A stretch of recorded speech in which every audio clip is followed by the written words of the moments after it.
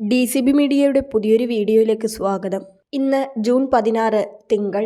ഇന്നും തുടർന്നു വരുന്ന ദിവസങ്ങളിലും നിങ്ങൾ അറിഞ്ഞിരിക്കേണ്ട പ്രധാന വാർത്താ അപ്ഡേറ്റുകളാണ് ഷെയർ ചെയ്യുന്നത്. ചാനൽ ആദ്യമായി കാണുന്നവർ സബ്സ്ക്രൈബ് ചെയ്യുക. വീഡിയോ ഇഷ്ടമായാൽ ലൈക്ക് കൂടി ചെയ്യുക.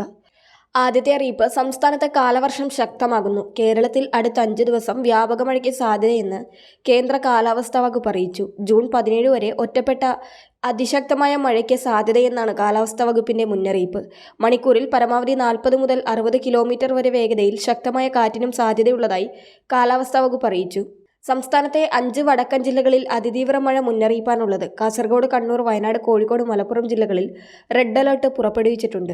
ഇതോടൊപ്പം അതിതീവ്ര മഴയെ തുടർന്ന് കാസർഗോഡ്, വയനാട്, പാലക്കാട്, മലപ്പുറം, തൃശൂർ, എറണാകുളം, ഇടുക്കി, പത്തനംതിട്ട, കോട്ടയം ജില്ലകളിലും കുട്ടനാട് താലൂക്കിലും മാഹിയിലും പ്രൊഫഷണൽ കോളേജുകൾ ഉൾപ്പെടെ എല്ലാ വിദ്യാഭ്യാസ സ്ഥാപനങ്ങൾക്കും ഇന്ന് അവധിയും പ്രഖ്യാപിച്ചിട്ടുണ്ട്.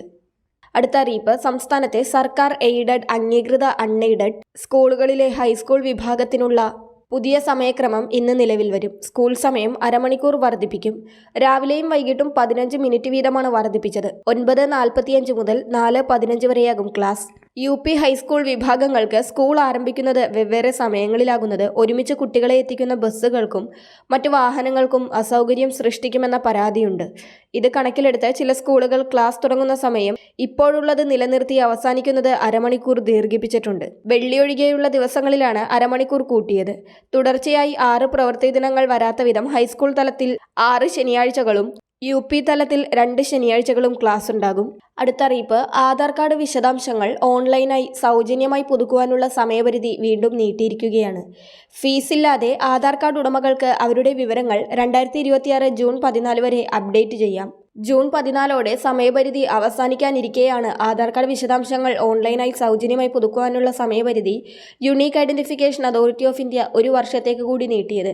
ഇതിനോടകം തന്നെ നിരവധി തവണയാണ് സൗജന്യമായി ആധാർ അപ്ഡേറ്റ് ചെയ്യാനുള്ള സമയപരിധി കേന്ദ്രം നീട്ടിയത്. സമയപരിധി വീണ്ടും നീട്ടിയില്ലായിരുന്നുവെങ്കിൽ ജൂൺ 14 ശേഷം വിവരങ്ങൾ അപ്ഡേറ്റ് ചെയ്യണമെങ്കിൽ ഫീസ് നൽകേണ്ടി വരുമായിരുന്നു. ലക്ഷക്കണക്കിന് ആധാർ കാർഡ് ഉടമകൾക്ക് പ്രയോജനം ലഭിക്കുന്നതിനു വേണ്ടിയാണ് സമയപരിധി നീട്ടിയതെന്ന് UIDAI അറിയിച്ചു. അടുത്ത അറിയിപ്പ്, സ്വർണ്ണപ്പണയ വായ്പകൾ സംബന്ധിച്ച് റിസർവ് ബാങ്ക് ഓഫ് ഇന്ത്യ ചില കർശന നിർദ്ദേശങ്ങൾ കഴിഞ്ഞ ഏപ്രിൽ മാസത്തിൽ പുറപ്പെടുവിച്ചിരുന്നു. എന്നാൽ കഴിഞ്ഞ പണനയ അവലോകന യോഗത്തിൽ ഈ തീരുമാനങ്ങൾ മയപ്പെടുത്തിയിരിക്കുകയാണ്. കൂടാതെ സ്വർണം പണയം വയ്ക്കാൻ ആലോചിക്കുന്നവർക്ക് ഉപകാരപ്രദമാകുന്ന ചില തീരുമാനങ്ങളും റിസർവ് ബാങ്ക് കൈക്കൊണ്ടിട്ടുണ്ട്. ഈ തീരുമാനത്തിൽ സ്വർണ്ണപ്പണയ വായ്പ എടുക്കാൻ ഉദ്ദേശിക്കുന്നവരും ലോൺ എടുത്തിട്ടുള്ളവരും അറിഞ്ഞിരിക്കേണ്ട ചില കാര്യങ്ങളെക്കുറിച്ച് വിശദീകരിക്കാം. അതായത്, ഇനി മുതൽ സ്വർണം പണയം വയ്ക്കുമ്പോൾ കൂടുതൽ പണം ലഭിക്കും. നിലവിൽ മൂല്യത്തിന്റെ 75% വായ്പയായി ലഭിക്കുന്നത്. എന്നാൽ ഇത് 85% വർദ്ധിപ്പിക്കാൻ RBI അനുമതി നൽകിയിട്ടുണ്ട്. പലിശയടക്കം ആകെ വായ്പാ തുക 2.5 ലക്ഷം വരെയുള്ള ലോണുകൾക്കാണ് ഈ തീരുമാനം ബാധകമാകുക.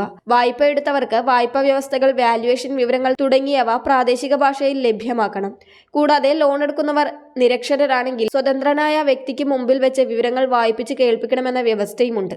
അതിനാൽ സ്വർണ്ണപ്പണയ വായ്പ എടുക്കുവാൻ ഉദ്ദേശിക്കുന്നവർക്കൊക്കെ ഇത് വളരെ ആശ്വാസമാണ്. വളരെ പ്രധാനപ്പെട്ട ഈ വാർത്താ അപ്ഡേറ്റുകൾ മറ്റുള്ളവർക്ക് കൂടി ഷെയർ ചെയ്യുക.